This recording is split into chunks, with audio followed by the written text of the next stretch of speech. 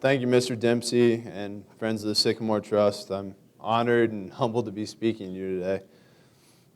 Ever since I was a young boy, it was my dream to attend the University of Notre Dame.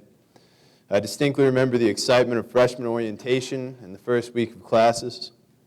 I wondered what my first weekend as a college student would be like here, surrounded by people with the same interests, background, and of course, Catholic faith as me. Coming from a small conservative Catholic school, I was pretty appalled when I saw the immorality of the activities going on around me.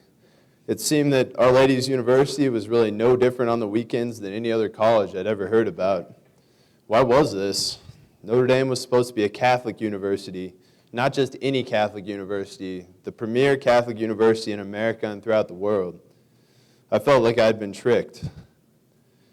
Notre Dame sociologist Christian Smith writes in one of his seminal works that the predominant religion practiced by youths and adolescents is not Christianity, but is instead something called moral therapeutic deism.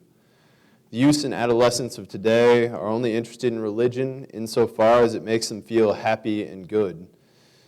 When they are feeling particularly religious, they will call on God when they feel like He could help them with something. Religion is limited to its feel-good elements, and there is no thought of repentance from sin, of keeping the Sabbath, of saying one's prayers, or even of building character through suffering. Moralistic therapeutic deism is largely a means by which God is uninvolved with individual lives on a day-to-day basis, allowing people to keep God out of affairs in which they do not want Him involved. This allows people to pick and choose their own morality which amounts to the idea that we are free to do whatever we would like insofar as no one else is harmed in the process. The caveat is that harm seems largely limited to physical violence, allowing perfectly moral teenagers to engage in alcohol abuse, the abuse of drugs, and even sexual promiscuity. This concept that we are free to choose our own morality and our own beliefs plays a central role in the crisis of Catholicism occurring today at Notre Dame. At the heart of the matter is the idea of Catholicism, of what it means for a faith community to be Catholic. So what exactly is Catholicism? What does it mean for something to be Catholic? The definition of this term is crucial, and because it's difficult to define, people tend to subscribe their own definition to Catholicism. To be Catholic, according to what the Church teaches, means to accept wholeheartedly the doctrines of the Catholic Church.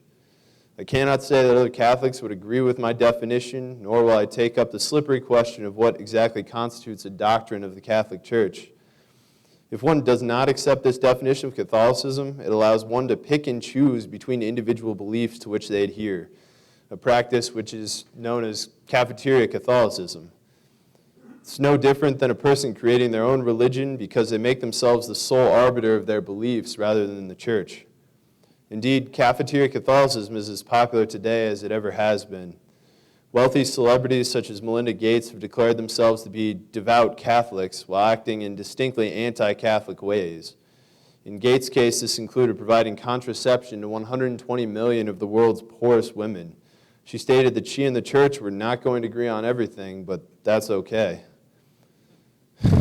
My biggest fear is that this mentality of cafeteria Catholicism, of picking out the popular or feel-good parts of Catholicism and separating them from the stricter moral requirements, has run amok at Notre Dame.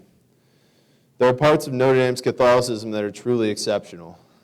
Every building on campus has a chapel with Mass celebrated more or less daily. Each residence hall has a priest, brother, or sister living and interacting with the undergraduate students. Access to the sacraments and Eucharistic adoration are frequently available to students and taken advantage of by many of them.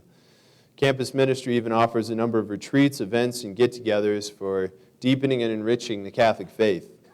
These are experiences that are rare, if not impossible, for many students attending public universities. Yet I sometimes wonder if these opportunities are hollow, embodying the superficiality of feel-good Catholicism without any deeper Catholic sentiment behind them. Take Mass in the dormitory, for example. Mass in Dillon Hall, my residence, was always very popular. It was held at 10:30 p.m. on Sunday, but it also had a very informal feel to it. People often dressed down, some even, approached the altar wearing pajamas.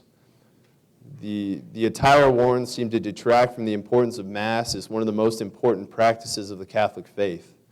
And with regard to the liturgy itself, everything seemed okay except for one part, the sign of peace. The sign of peace could go for as long as 5 minutes, with people crisscrossing the chapel to hug each and every one of their friends. The excitement of the participants and sheer length of the sign of peace seemed to emphasize the human aspect of the community to such an extent that it overshadowed the real reason for gathering together, the Eucharist. Yes, Mass fulfilled Sunday obligations for many students who otherwise may not have come, but it also seemed to shift the focus from one that is Christ-centered to one centered around the human community, with Christ as some sort of subsidiary sideshow. These types of Masses were by no means limited to Dillon Hall, but were characteristic of all 29 dormitories. On a similar level, but to a larger scale, Notre Dame, or at least its administration, has often strove for solidarity with the human community, emphasizing Catholic agreement and similarity with the rest of the world rather than focusing on Christ and where our beliefs diverge. Notre Dame exists, like all Catholic individuals, in tension between the demands of the world and the demands of the Church. While a common foundation is essential for Notre Dame to initiate a relationship with the rest of the world, erring too much on the side of agreement leads to Catholic conformity and assimilation, ultimately causing a loss of its Catholic identity. Notre Dame must be firm and confident in the beliefs it holds that depart from popular opinions of the world. As a graduate of the University of Notre Dame, I can honestly say that it was one of the best times of my life. I grew significantly as an individual in my time there and know that I am a better version of myself as a result of the education I received there. Is it perfect in its adherence to the Catholic faith? No, it's not. Can I make a judgment as to whether or not it can even be called Catholic? No, I've only experienced Notre Dame for 4 years, and I'll defer my judgment to those who have significantly longer history with the university. In my past year as editor of the Irish Rover, I had the privilege of upholding and defending the Catholic faith at Our Lady's University. Although the Rover is often very critical of Notre Dame and its Catholic identity, it is only because the Rover cares about Notre Dame so much, and it is difficult to watch such a great force for good fail to live up to its full potential. I hope that I'm wrong when I characterize the cafeteria Catholicism of Notre Dame as focusing on positive, world-accepted views and glossing over the contentious, difficult, and necessary Catholic beliefs. Yet, even if I'm not, I believe that Our Lady's University can and will change for the better, conforming more to the Catholic conception of a university by the grace of God.